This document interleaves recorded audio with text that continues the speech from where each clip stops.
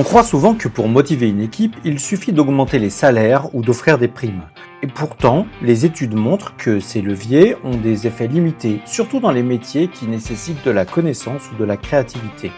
Dans Drive, Daniel Pink nous montre pourquoi la motivation durable repose sur 3 besoins psychologiques profonds. Dans cet épisode, je t'explique les 3 leviers, l'autonomie, la maîtrise et le sens, et surtout comment les mettre en pratique dans ton quotidien de manager. Bonjour à toutes et à tous, je m'appelle Camille et je vous partage toutes les quinzaines mes apprentissages et pratiques pour devenir un ou une meilleure manager et créer le monde de l'entreprise de demain, un monde plus humain, libre et efficace. Accrochez-vous, c'est parti.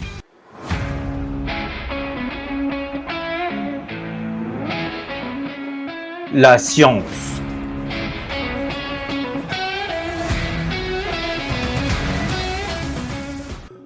Il existe 2 types de motivation, la motivation extrinsèque et la motivation intrinsèque. Pendant longtemps, on a fonctionné sur le modèle carotte-bâton. Tu travailles, tu es payé, félicité ou alors sanctionné. Ce modèle marche dans des contextes simples, répétitifs, manuels, avec des objectifs clairs et mesurables. En tout cas, c'est ce que montre Daniel Pink dans son livre Drive. Il met en évidence de nombreuses études dans lesquelles il fait une corrélation directe entre la typologie des tâches et l'efficacité de la motivation extrinsèque. Il explique que pour toute tâche qui n'est pas une tâche simplement mécanique, qui nécessite de la connaissance ou de la créativité, les 2 règles que l'on a l'habitude de connaître ne fonctionnent pas, c'est-à-dire en récompensant quelqu'un, nous obtiendrons plus du comportement récompensé, ou si vous punissez quelqu'un, vous réduirez l'occurrence de ses comportements.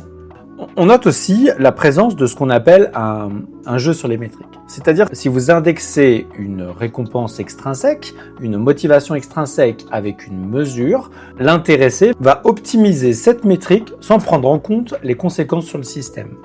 Par exemple, une équipe de design qui poserait des primes sur le nombre de maquettes produites risque d'encourager la vitesse au détriment de la qualité ou de l'innovation. Le conseil que pose Daniel Pink dans son livre, c'est de payer suffisamment les personnes afin que l'argent ne soit pas un problème, et ensuite de travailler sur les 3 autres piliers, l'autonomie, la maîtrise et le sens.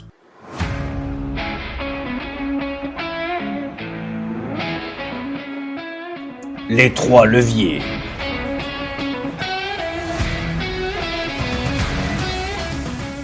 Le premier levier est l'autonomie. C'est le besoin de se sentir acteur de ses actions et pas simplement exécutant. Nous essayons ici de générer de l'engagement car c'est la meilleure méthode pour obtenir de la motivation et c'est beaucoup plus efficace que la discipline. Concrètement, ça veut dire qu'il faut laisser le choix au comment. On donne l'objectif mais pas la méthode imposée. Il faut favoriser la prise d'initiative individuelle ou collective, donner de la souplesse sur les horaires, par exemple sur le lieu de travail, favoriser par exemple un télétravail partiel. Chez Atlassian, nous avons les Ship It Days, qui permettent aux collaborateurs de développer tout projet de leur choix pendant 24 heures, et cela se reproduit tous les trimestres. Un autre exemple pourrait être un manager qui confie à son équipe le soin de s'auto-organiser pour la gestion d'un planning, d'un sprint agile ou même d'un recrutement. Une idée simple pour utiliser ce levier de l'autonomie est de poser cette question à ton équipe. Sur quoi aimerais-tu avoir plus d'autonomie dans ton travail ? Et vous verrez que les discussions qui s'ensuivent seront intéressantes. Le deuxième levier, c'est la maîtrise. C'est le « je progresse ». C'est le besoin de sentir qu'on apprend, qu'on devient meilleur dans ce qu'on fait. Pour ici, vous pouvez favoriser les missions challengeantes mais atteignables. Gardez cet espace dans la zone d'apprentissage et pas dans le « on refait ce qui a toujours fonctionné ». Vous pouvez aussi offrir un feedback régulier et constructif. Et pas seulement annuel, il faut que ce soit récurrent.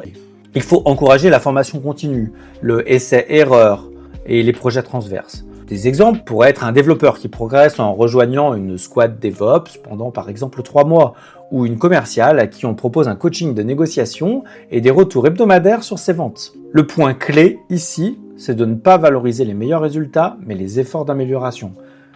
Si tu veux plus de détails sur comment utiliser ce levier, je t'invite à revenir à l'épisode Fixed Mindset and Growth Mindset que j'ai fait précédemment. Et enfin, le 3e levier, c'est le sens. C'est pourquoi je fais ça. C'est le besoin de relier son travail à un objectif plus grand que soi. Pour cela, il faut relier chaque projet à l'impact client, à l'impact sociétal ou l'impact collectif. Partager des témoignages utilisateurs, des résultats tangibles du travail réalisé. Impliquer toute l'équipe dans la définition des objectifs et la co-construction de la vision. Par exemple, chez Airbnb, chaque équipe produit un rapport d'impact pour montrer comment son travail améliore l'expérience client. Un autre exemple peut être une start-up ou une entreprise qui partage chaque trimestre l'histoire d'un client qui a bénéficié du produit et à quel point ça a changé son quotidien. Petite astuce serait de commencer les réunions stratégiques en posant la question « À qui ça sert ce qu'on fait et pourquoi c'est important ?»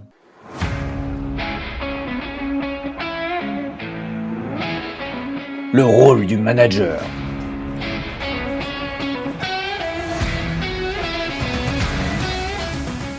Vous l'avez compris, c'est le rôle de manager de utiliser les leviers de motivation. Aujourd'hui, nous ne sommes plus des managers donneurs d'ordre.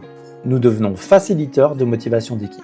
Pour cela, ce qu'il faut faire régulièrement, c'est de créer un espace pour l'autonomie. Éviter le micromanagement, éviter d'aller dans le comment. Créer des rituels de progression, feedback, rituels d'apprentissage, rétrospective.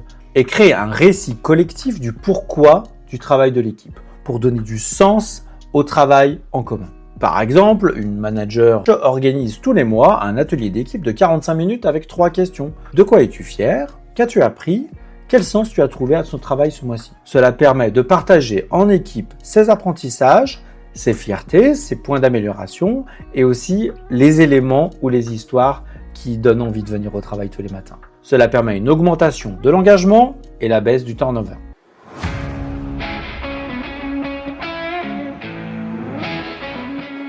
Les outils.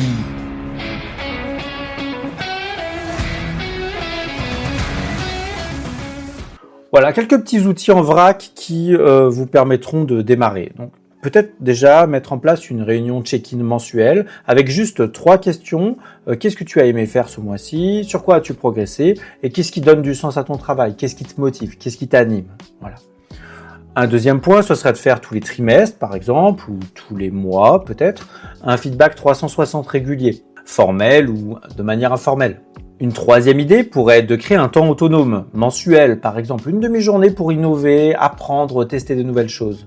Une quatrième idée pourrait être partager des impacts clients, des témoignages, des métriques, des retours terrain. Rédiger une newsletter, par exemple. Envoyer une lettre à votre équipe mensuellement. Une autre idée pourrait être de réaliser la cartographie des motivations. Pour cela, vous pourriez utiliser les Moving Motivators du Management 3.0. Cela permet de cartographier l'ensemble des motivations individuelles et de les représenter sur un board d'équipe. Et enfin, il y a 3 erreurs à éviter. Le surcontrôle, ne pas reconnaître les efforts et travailler hors sol. Pour le surcontrôle, fixer un cadre clair, laisser de l'autonomie à l'équipe. Pour reconnaître les efforts, valoriser la progression et pas seulement les résultats. Et enfin, pour se reconnecter au terrain, utiliser un objectif utile, inspirant, réaliste, qui donne du sens, qui parle des utilisateurs qui utilisent le produit.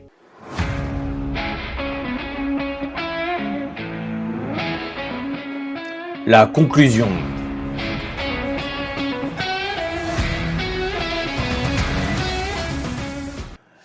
La motivation, ça ne s'achète pas, ça se cultive. Et pour ça, il y a 3 graines à semer et à arroser en continu. L'autonomie, laisser de la place pour décider, la maîtrise, créer des conditions de la progression et le sens afin de reconnecter le travail et le pourquoi. Maintenant, je t'invite à prendre 3 post-it ou à noter sur ton cahier. Ces 3 questions que tu pourrais revoir régulièrement afin de motiver ton équipe. Est-ce que mes collaborateurs ont assez de liberté pour agir? Ont-ils un espace pour progresser? Et enfin, est-ce qu'ils comprennent pourquoi leur travail compte? Sur ce, je vous remercie d'avoir écouté cet épisode sur la motivation des équipes. Et je vous donne rendez-vous dans 15 jours pour un prochain épisode. D'ici là, prenez soin de vous et de votre équipe.